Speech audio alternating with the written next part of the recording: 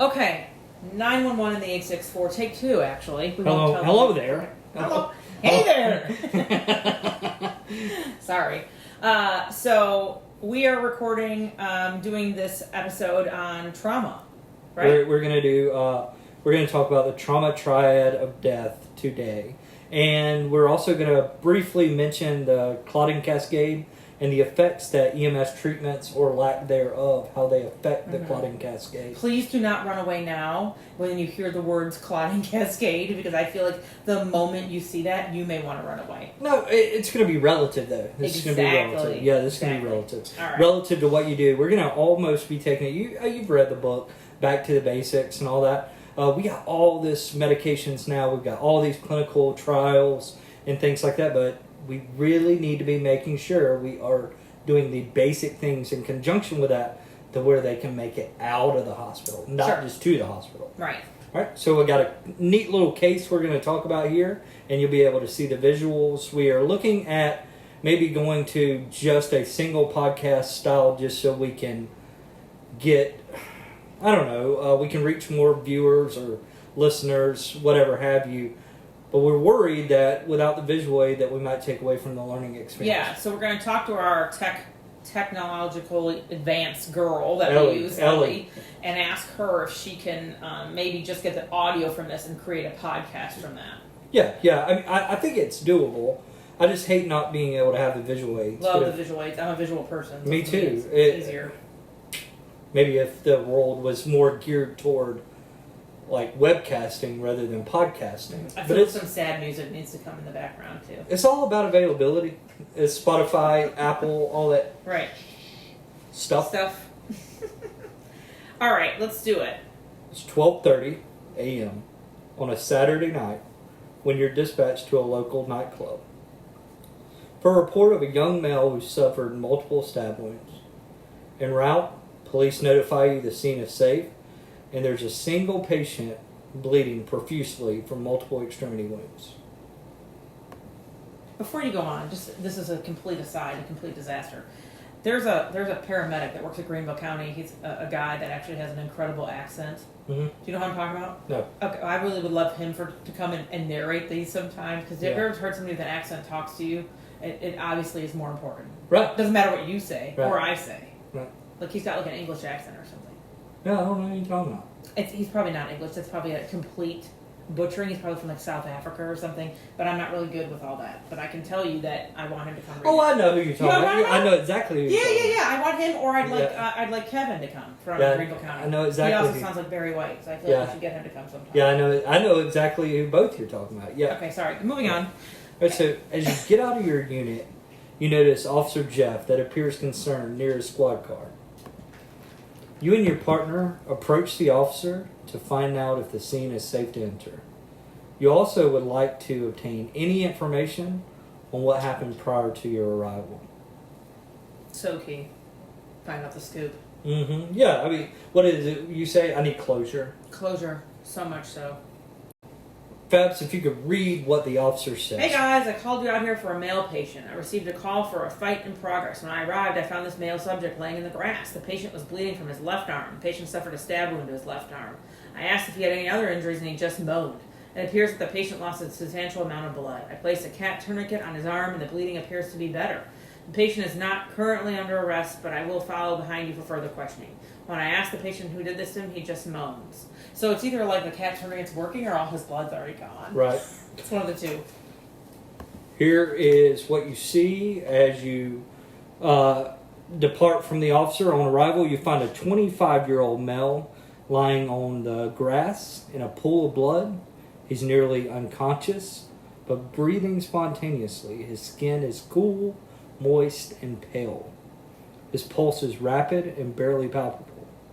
As you and your partner begin your rapid trauma assessment, obtain vital signs, and prepare for rapid packaging and transport to the trauma center 20 minutes away, you know this young man is on the brink of death. So we want you to go ahead and do your windshield survey, or your blink survey, whatever you What's call a windshield survey? Windshield survey is typically more in the fire service, but as you're pulling up and you're looking at scene findings, you can kind of go ahead and start to take in things like exposures and stuff like that. Oh, this is like, what do they look like from the door, from a doctor's perspective? Or if you get like a blink survey or something like that. Yeah, so go ahead, take this scene information in. Nightclub that's fairly popular, especially around 11:30 to 12:30 at night. We don't know what time or we don't know what day of the week it is, obviously not mentioned in this scenario. So what are your concerns? What are your concerns, Fabiano? Bleeding out. Bleeding out. All right, so be more specific, though. I mean, we really... Well, he lost a substantial amount of blood. He's pale, diaphoretic. I'm going to tell you that diaphoretic and how people look, that's huge. Like, I don't General care. impression. Right. And here's his we haven't shown well, I imagine his vitals are not good. But he's also not got a normal GCS. And so is that because he's got head trauma, or is it because of blood loss and shock? Or is he drunk? You haven't mentioned anything about what time of day it is or the temperature. All right, it could be freezing. Although in that previous picture, he looked like he had Daisy Dukes on. So I'm going with summertime. He did. But I always wear gym shorts, so it doesn't matter what time of the year. Right, like you have mine now.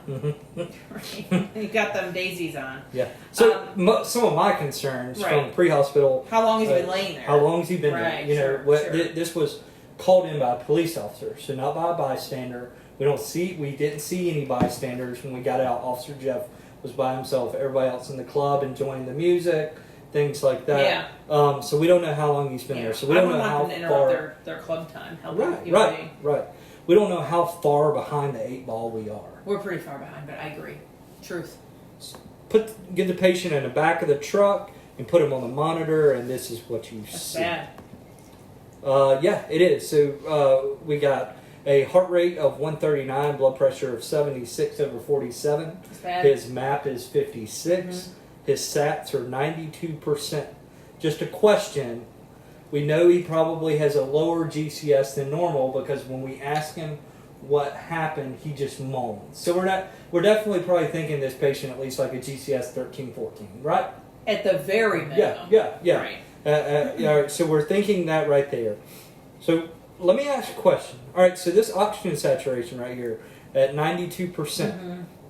Maybe he's tachypnic. Maybe he's not. Maybe he's bradypnic. We don't know.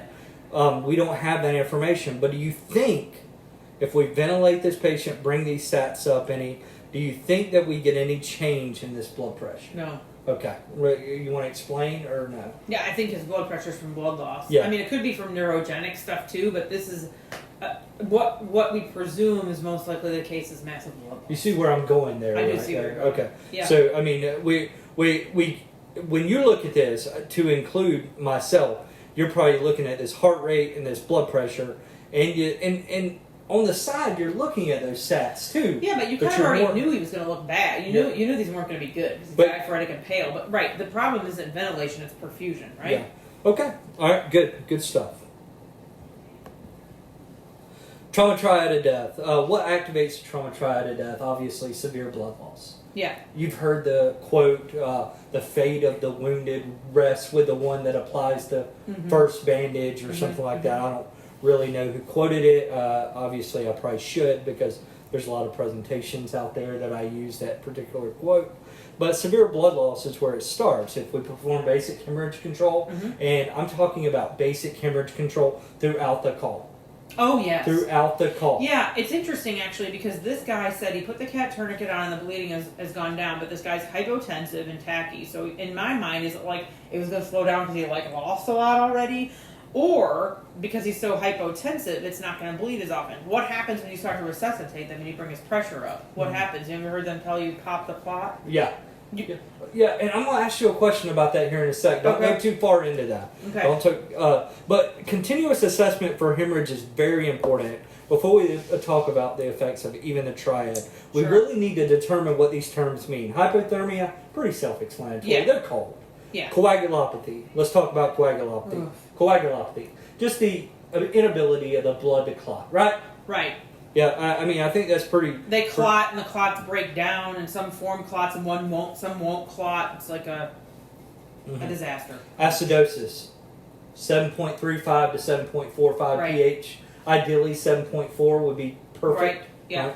So when and the things that we do, or lack of things that we do in trauma patients, is what's going to kind of affect this patient to become acidotic, to make this cascade of effects to go. Sure. We good there? Yeah. Look at this chart right here. I think this is a really cool chart. I love that. So when the pH, we said 7.35 to 7.45 is what we want. When it drops to 7.2, we have a 50% reduction in the clotting cascade. 50% reduction in the clotting cascade. That's a lot. It is. And that's not a huge drop. And it's not astronomically in a pH. Really, it's not huge. Right. I mean, and then we have 7.0. We're at 70% less. That's impressive. I've actually never seen a chart like this Well, before this time. Well, it was way easier to put it in that format. Well, you could tell me thank you. I actually built this chart. I will tell you that I did get this chart from Sam Ireland. I did build the chart in PowerPoint, but he was the one. I know, but I've never. I mean, why didn't they just say that like that from the beginning? I think it would be so much easier. Well, Sam is really good, and he has some really good education. Yeah. So I'm very happy with the stuff that he puts out. And then 6.8, 666. Now that is 6.8 is not good. 90%. We almost have no clotting cascade Right. then. So take a look at this chart and look at the ranges. We have to maintain the pH 7.35 to 7.45 in order to really keep our homeostasis going within our body, trying to continue to be able to keep that natural clotting cascade to where it needs to be. Do you agree? Yeah. As the body becomes more acidic, significant reduction in the clotting cascade. Right. The chart says it. And it does this in sepsis and stuff too. This is really neat though, right here. So how does it? So what is actually happening to the clotting cascade? So I wanted to find out. I mean, I can tell you all day long that it reduces, but what does it actually do? So we know when we take fibrin, we take fibrin and we make that natural clot for the body. Mm-hmm. So what it actually does is like it just like starts to degrade fibrin. Like it just takes the body still makes it fine through fibrinogen and thrombin and all that, but it just starts to degrade it, and that's how it affects the clotting cascade. Sure. Does that make sense to you? And you wonder how much of this, even with those severe sepsis patients and stuff, is related to DIC, right? Like what puts people in, even trauma patients going into DIC. Perhaps we wonder if their pH sucks, if that has something to do with it. How do we keep the body from becoming acidic? In trauma patients, most common is poor perfusion, right? But you mentioned that earlier, popping the clot. So if we're going to perfuse, we're either going to give normal saline or packed red cells or whole blood. Right? I hate this thing, but there is this thought of permissive hypotension with a trauma patient to prevent the bleeding out thing. But you don't want it, it certainly doesn't need to be 70s or something. They shouldn't look like garbage if you're doing permissive hypotension. It's just that you don't want to, when we carry a patient in the helicopter, a lot of them have those leg injuries. I have them put a tourniquet on in advance because they're covered up in the helicopter with all those things, and they're like, you won't see the clot pop. So we're going to talk about how the oxygen just doesn't get to where it needs to be. That's right. And the reason why is because it doesn't have a ride. It sure doesn't. It doesn't have a ride because we've lost all this blood, and now we don't have the hemoglobin to get it where it needs to be. Well, we're going to talk about, hopefully we're going to educate some folks on why we don't do that. I've been guilty. Everybody was. That's what they told you to do. Yeah. Sam also talked about one of his presentations that when he was actually practicing, he would give his report as I'm a leader up or I'm a leader down. That's how important it was getting those fluids in. Oh yeah, I mean you answered on the EM boards like 2 liters. Right. It's like always. All right. Yeah, how do you like this? Love it. All right, so this is a what? Cell. This is a cell with a mitochondria and a nucleus, and I tried to draw this. This is very good. I love simplicity. It's much easier this way. And the green. What is the green little diamond in the rough? Glucose. Glucose. So we know when we're generating metabolism, we have to have 2 things, right? The body's natural way. We have glucose and we have oxygen. Yep. Right? That's the way we want to generate ATP, adenosine triphosphate, right? That's going to give us our energy. So what we're going to do is we're going to get this glucose to enter the mitochondria. And there, when it comes in, it's going to go into the mitochondria, and then we're going to get the oxygen to go into the mitochondria as well. Inside the mitochondria, through the Krebs cycle and all that stuff, you're going to get both of those to diffuse. Mm-hmm. What is our result going to be after they diffuse? You're going to get this huge burst of right. Of ATP. ATP, right? So you're going to get this big, that's the way we want it. We want that big burst of ATP because we're going to get ATP the That's other what way we need. too. Sure. Yeah, and we're going to get that. So we're not generating too much lactic acid there. We're doing okay. But then when we have our trauma patient that has less blood, they don't have the oxygen carrying capacity, we have anaerobic metabolism. Right. Which only gives you a little ATP. So, yeah, I'm glad you said that because watch this. Watch this. Okay. So we're going to talk about anaerobic metabolism today. Like this is how these trauma patients present because they have less oxygen carrying capacity. Right. So then they have this tiny amount of ATP and a bunch of acid. See, I love that you said tiny amount of ATP because let me show you something really quick here. So first off, we're going to go ahead and take away our oxygens. Mm-hmm. They're going to fade out. We don't have them right here in this process of anaerobic metabolism. But we're going to allow our glucose to enter the mitochondria the same exact way. But it's going to diffuse by itself. And you've already said it without seeing this, but we're going to have that little bitty amount of ATP. Yeah, it's not that good. Yeah, it's much smaller.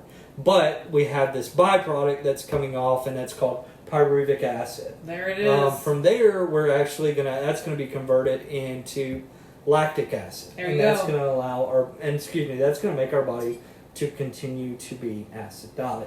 It would have been so much better back in the day if this is how we learned stuff. Like, as soon as I hear the Krebs cycle or any of these acids, I want to run away screaming. You think I did a pretty good job? Yeah, you did great. But that's how our body becomes acidotic, and it continues to become acidotic.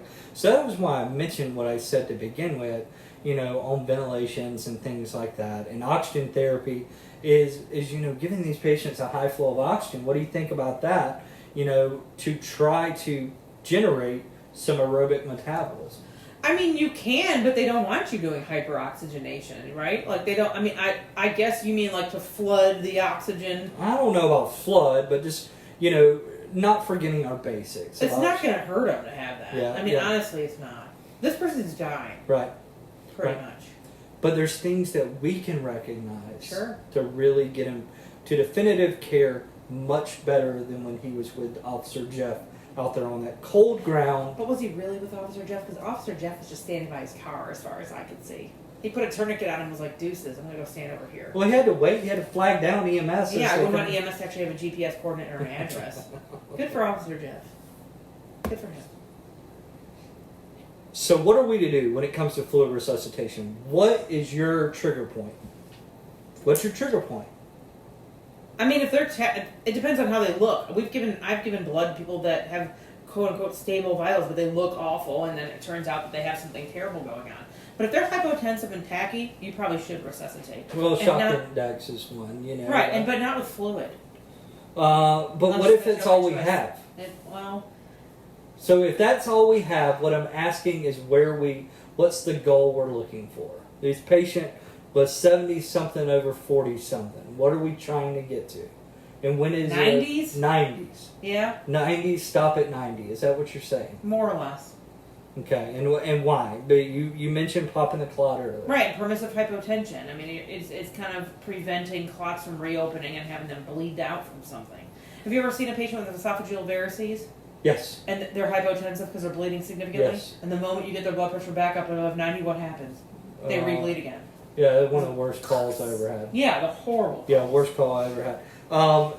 The whole presentation today is geared toward EMS effects on the clotting cascade. Does either one of these two products have clotting factors? So this is a blood cooler with 2 packs of packed red blood cells and a data logger. One thing you don't see in there is fresh frozen plasma. Right, if you told me those were 2 units of whole blood, I'd tell you something different. Yeah, PRBC. There's no clotting. There is no clotting factors in either one of these things. So we have to be very careful about dilutional type stuff, right, and pushing those proteins farther apart from one another. The delivery of normal saline does affect the clotting cascade by a process of dilution. After administration of normal saline, we dilute the blood, and we push these proteins and processes far apart from one another. Whether you're talking about factor 12, factor 7, factor 5, I don't really know them all. Mm-hmm. I know there's a lot of different proteins right. that are activated when collagen comes into the bloodstream, but we push them far apart from one another. And we know we want all those platelets and all those processes to join together to make a good solid clot. So what happens, we give normal saline, and we're just pushing that stuff apart from one another. Right. But let's talk about this. It's very interesting here. So let me leave you with this. So normal saline, pH of 4.5 to 5.5. Right. It's not, there's nothing normal about it. Yeah. I mean, and there's a lot of factors that go into this. Even the packaging. The packaging can affect how high the plastic. Yeah. Read. There's, like, if it's in a certain kind of packaging, it can be a little bit more acidotic. I'm serious. Read. I believe you. So, and because of how acidotic or acidic, however you want to say it, normal saline. You sound like one of those crazy environmental people, don't you? Yeah. The plastic, I swear, it's making the gills. But the lactated ringers is probably going to be your preferred fluid. How much more expensive do you think lactated ringers are than normal saline? I don't actually know. I know they are. $2. I mean, how much is that? $2. Right. Okay. I have no clue. I think that's interesting. But can we make acidosis worse because of the particular fluid that we give, whether it be acidic with like normal saline? Do you think we should interrupt Aaron Dix at his higher up meeting by asking the price difference? He won't know. Do you think we should interrupt his higher up meeting? He won't know, and he'll be like, "I don't really care." He'll be like, "I don't really care. Just buy what's right." And but there's a lot of research you can read about this. There is. There's all kind of stuff. If you got free time, go back and look at this kind of stuff. But it is kind of neat. I did want to talk about that. But what I really want to talk about is the two, hypothermia and coagulopathy. Fabs, how warm are these fluids that you guys are giving in the hospital? I mean, we give them on the angel warmer. Is that what it's called? Mm-hmm. We get the blood by that too. So every patient that receives fluid that's a trauma patient gets warm fluids. Well, I wouldn't go that far, no. But even if you get the massive transfusion, I mean, those are warmed. Those things are warmed. So we have the ability to warm our blood products here. It's hard to give them in fast, though. Do you know that? Yeah, we do have the ability to warm our blood products here. However, we do have availability too. They're only on certain units. But these are big things to think about. When I was actually, before I did this presentation, it was a Sunday afternoon. I put normal saline in a bag, and then I had an empty bag, and I stuck a meat thermometer in that needle port. I stuck it in there. I'll show you on my phone. Look at this. And I ran normal fluids into the new bag, and as it came in as room temperature. It was 72 degrees.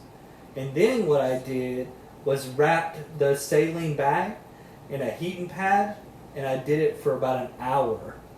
And then I ran it into the new bag. What do you think the temperature was? 95. 72 degrees. What? I don't know if something was wrong with my thermometer or what, but Was there alcohol involved? Because that could very well explain it. No. This was just after I got out of church. So it didn't matter? Yeah, it did. The conclusion is it didn't matter. It didn't matter. Well, here's the other thing. But I only did it for an hour. Okay, but here's the other thing. Like, if you're trying to resuscitate somebody, I mean, is not that heating it up is not helpful. I get that, but you'd actually need them to have the volume. Right. Yeah, you do. And there's another thing that too. It only if you give not ice cold fluids, but if you give room temperature fluids, they're saying that it really is only like tenths of a degree, but that could be huge when it comes to somebody that is sick, like this guy, right? And if you don't believe that's me, the zip tie. Yeah, Just so you know. yeah, he'll be back. Yeah. This is. Like, wait a minute, it's a digital one? Yeah. It's not even like one with a dial that could have been broken? No, digital thermometer. I think what the flight crew said in particular. Look, Pause this for a minute. So my Yeah. wife is on the couch here, so Yeah. she's taking a nap. You can see that red blanket, and I got the bag of saline hanging from like the little chandelier there. Yeah, yeah, and yeah. it's dripping into the floor right there. Oh, I see. I really did it. I can't believe that, like, but I remember the flight crews telling me and other crews telling me, it was difficult for them to Warm fluid. transfuse anything quickly when you had to heat it up. Right. So what do? You just transfuse it. Well, they quickly. need volume. You're right. They It need doesn't volume. matter, but But what if there's the best of both worlds? What if we can warm fluids and get them volume at the same time? We can. Yeah. We can. It's Sure. expensive, but we can. Right. Sure. And so we need to think about some things. Heat the truck up. Even if it's 90 degrees. Even God, if that it's trauma 90 bay is degrees. hotter than Even hell. if it's 90 degrees. Recognize how cold a backboard is. How about that? Backboard's freaking cold. I had no idea, but they really are. Yeah, put like a blanket over Yeah. that thing. Yeah. Because I get you have local protocols you got to follow. Spinal mobilization has kind of went out of favor a little bit. Yeah. But you have local protocols. Mm-hmm. This guy's altered. He gets boarded. But can you put a blanket between him and the board? Yeah, you probably should. And do you need to give fluids? What is your trigger point? We already talked about that. Probably a MAPA 60. Here's a good question for you, Michael. Let me pick your brain. Let's say you're on a Greenville County truck. You don't have blood. You're far out. Yeah, okay, whatever. Helicopter, blah, blah, blah, whatever. You don't have any other resources. It's just you and your partner. And you don't have... What if somebody is hypotensive in that situation? Are you going to give them fluids, or would you give them a push dose of epinephrine? Oh, that's a rough one. I'm gonna give them fluids. Right. You've got to fill the container first. Even Yeah. if it's not good, what you're filling it with? Or do you say that you might do both? I'm definitely at least gonna give fluids. Some kind. Yes, I 500 maybe. I may not be like so much as a You're not liter going to slam down 2 and- liters in, No, but you may start with 500. As you're doing that, maybe consider giving push doses of such. Yes. Fair. But I'm a hard big question. fan. I'm a big fan of you've got to fill the container first. Okay. You've got to. Because the pressors, are they going to be as effective without good perfusion, without fluid Right. to even work with? Pause. You gotta have something for the pressor to work with. So we gotta fill that tank. We gotta fill the tank. Right. And then maybe if we're gonna do this in conjunction, purely just to answer your question, that absolutely. But without some type of fluid resuscitation, I would probably not be considering pressors pre-hospital. Okay, fair. How does TXA work?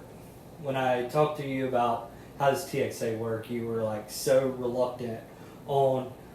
You were like, well, I'm not an expert at this, and I was like, but you're an expert at everything, and you argued with me. So I'm not going to put you on the spot here. We found this. No, I just don't want to get into the weeds about it. But yeah, go ahead. We found this neat little video, and we'll talk about that here at the end. But I do want to mention that pre-hospital right now we still have restraints. There are things we can't do without calling, and of course we're giving TXA a little delayed, but we got to start somewhere. We got to start allowing this data to compile and see how good we're doing pre-hospital, how good decisions we're making. So I want people to be patient. We do have these drugs now. We have to allow the experts, the medical physicians, to be able to compile some of this data. This is kind of new to us. It was, it's not that it's new to us. It's been around for a while, but around this area, it's new to pre-hospital giving it. Don't you agree? Yeah, well, they've studied it in the military for quite some time, and then pre-hospital, other states have been doing it for a while, but really, South Carolina, we took it off pilot this past year, and it was because I gave the medical board the study, and I was like, you're never going to do better than this study right here. And so, honestly, now we're at the point where a lot of people are doing 2 grams slow IV push instead of doing a push and a drip and all that kind of stuff. But really, the key is to get it in within the first hour, and it's usually best served with people that are hypotensive or persistently hypotensive, even getting blood products. However, there's plenty of services that carry it without blood products because it's what they have. Well, it is really neat, and we'll go ahead and show the video.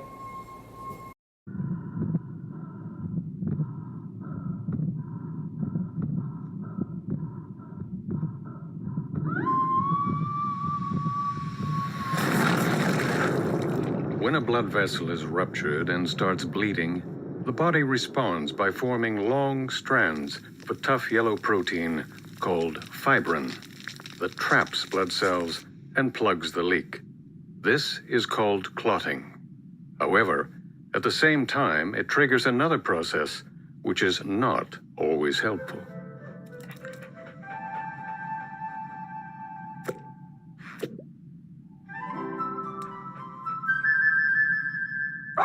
It begins with these playful canines called plasminogen, but they won't be playful for long. The torn blood vessel has released tissue plasminogen activator, or TPA as he likes to call himself, and he loves causing trouble.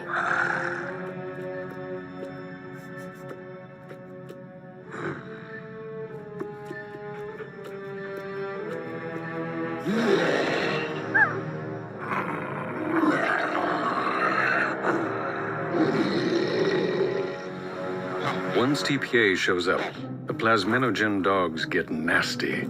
These hounds of hell are plasmin. The plasmin dogs tear fibrin apart, making the bleeding much worse.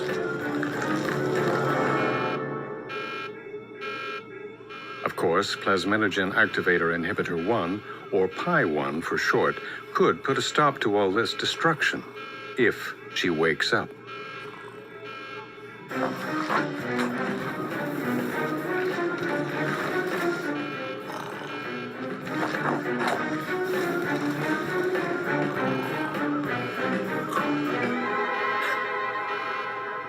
And when PI1 does wake up, it's often too late. That's why we give tranexamic acid as soon as possible after bleeding starts.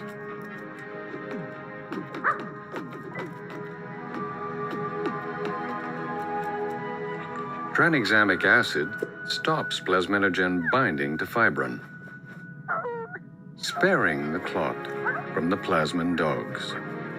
And a nice blood clot can stop the bleeding.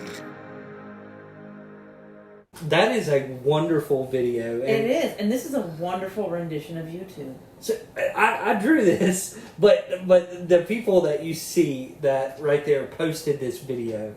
And, I tried to create this YouTube page so it would go in like a PowerPoint slide. But hats off to those people. And I'll actually give them a shout out, at the end. Just to make sure that they know how appreciative we are for that video. That was great. I really loved it, especially their whole explanation. Starts with the plasminogens, but they won't be friendly for long. Mm-mm. When TPA comes around, it seems to make them go crazy. They start to tear the fibrin down. Missy could stop all the damage, but she didn't wake up. We don't know what was in her coffee cup. Pie one, so to speak. And then, when the TPA is injected, how it goes to their little feet, and they can't climb on the fibrin anymore. Why am I making this motion when I'm not being recorded? But I like it. I think it needs to be posted. Yeah. Why did you listen to me for 30 minutes and Fabiano for 30 minutes to talk about the clotting cascade and how EMS affects the clotting cascade? So this is the back of your modern day ambulance right here. It's the back of your modern day ambulance. Yep. Look at all this stuff. You got a Hamilton T1 ventilator. You got FFP. You got PRBC. You got TXA. You got calcium. You got IV gel codes. You got blood tubing. You got all this stuff packed in the back of this ambulance, right? All these things, we can do wonderful things for these trauma patients, right? We got all this education. These physicians are willing to sign off, are willing to do these clinical trials with us. They're trusting us with all this medicine. You see it all?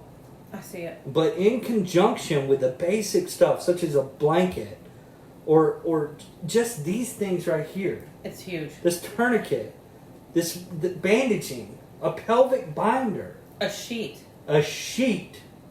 a warm blanket, heated fluids. We can slow down the reduction in the clotting cascade and maybe make this patient's discharge summary much better.